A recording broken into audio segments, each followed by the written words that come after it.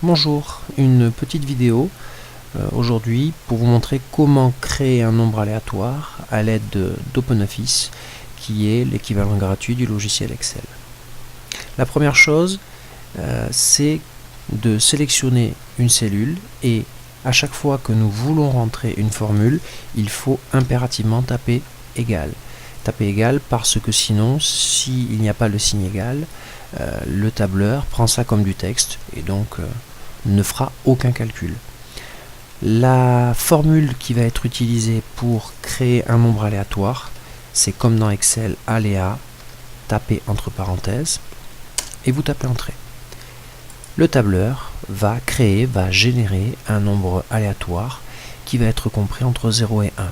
Mais la difficulté, c'est que on n'obtiendra jamais 1, c'est-à-dire 1 est exclu. Et pour s'en apercevoir, je vais étendre ma formule, par exemple à 30 nombres aléatoires, je n'obtiens jamais le nombre 1. Comment est-ce que je peux régler ce problème ? Parce que je vous rappelle quand même que dans les exercices et dans les simulations que vous allez effectuer, il est très fréquent d'obtenir un nombre 1 et même des nombres supérieurs. Contrairement à Excel, qui je trouve a une formulation un petit peu compliquée, la formulation d'OpenOffice est beaucoup plus simple. Donc, je sélectionne ma cellule C1, je vais dans la fenêtre de saisie et bien évidemment, je commence par mettre mon signe égal. Je tape non plus aléa, mais la fonction aléa entre point borne. Voilà, et j'ouvre une parenthèse. Aléa entre bornes, je dois indiquer la valeur minimum, c'est-à-dire le nombre le plus bas, le plus petit que mon tableur va me générer, et le nombre maximum, évidemment le plus grand. J'ai envie de faire un tirage entre 0 et, par exemple, 7, pourquoi pas. Je referme ma parenthèse, j'appuie sur Entrée, et je vais étendre ma formule pour vérifier un petit peu, pour regarder quels sont les résultats qui vont être obtenus. Alors je regarde, 6, 5, 0, ah, j'ai ma borne minimum, ça marche bien, 7, voilà, eh bien, j'ai généré des nombres entiers qui sont situés entre 0 et 7. Oui, parce que, à la différence d'Excel, je ne l'ai pas précisé, mais le aléa entre bornes vous génère des nombres entiers. Il n'a pas besoin de spécifier que l'on veut des nombres entiers. Donc, la manipulation par rapport à Excel est quand même beaucoup plus simple. La dernière chose, vous voyez que nous avons fait un tirage. Par exemple, nous avons effectué 30 tirages. En étendant la formule, j'ai le résultat de 30 expériences aléatoires.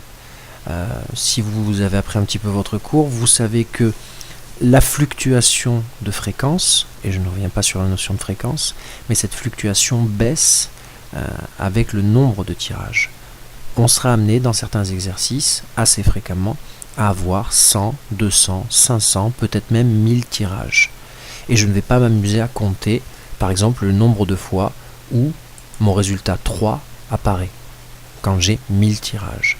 Je vais plutôt demander au tableur de compter à ma place. Alors comment est-ce que l'on fait ça ? On se place dans une cellule pour que le résultat apparaisse dans cette cellule.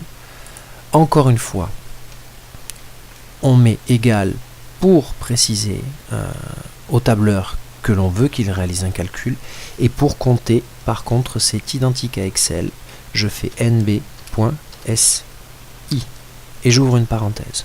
Tout de suite, le logiciel me dit qu'il faut que je précise la plage, c'est-à-dire entre quelle et quelle cellule le tableur doit compter, et le critère, eh bien le critère c'est le nombre qu'il doit repérer et dont le résultat qu'il doit repérer, c'est-à-dire combien de fois, par exemple, je vais avoir le nombre 6, pourquoi pas, qui apparaît.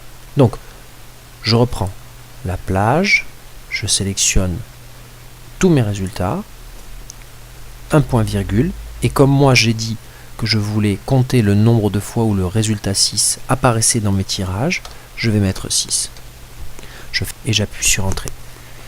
Ce n'est pas Excel, pardon, mais OpenOffice me dit que le nombre 6 apparaît 5 fois. 1, 2, 3, 4, 5. C'est cohérent.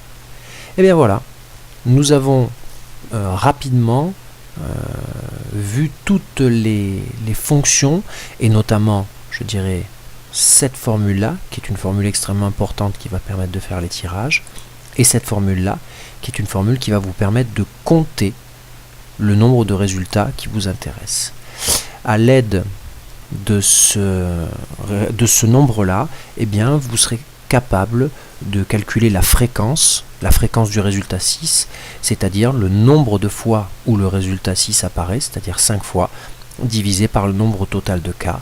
Dans ce cas-là, nous avons une fréquence de 5 sur 30 lancés. Voilà, il ne vous reste plus qu'à reproduire cette expérience dans divers exercices, et notamment ceux du devoir maison. Je vous souhaite bon courage et à bientôt pour d'autres vidéos.